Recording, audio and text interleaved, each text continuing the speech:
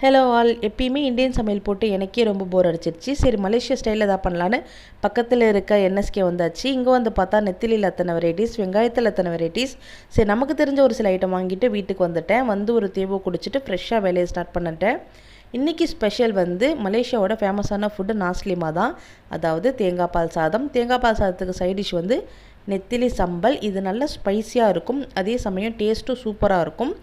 இதோட வீடியோ எடுத்திருக்கேன், சீக்கிரம் அப்லோட் பண்ணுறேன். அதுக்கப்புறமா பொரிச்ச கடலை, நம்ம நிலக்கடலையே எண்ணெயில் பொரித்து எடுத்துக்குவாங்க. அதுக்கப்புறம் பொரிச்ச நெத்திலியும் அதே மாதிரி எண்ணெயில் போட்டு பொரித்து எடுத்துக்கணும். அப்புறம் வேக வச்ச முட்டை, ஒரு முட்டை வேக வச்சு நான் எடுத்திருக்கேன். மலேசியாவில் நாஸ்லிமாவுக்கு வெள்ளரிக்காய் கண்டிப்பாக வைப்பாங்க, அதனால நான் ஒரு 3 ஸ்லைஸ் எடுத்திருக்கேன். அடுத்து ஐயம் கோரிங்.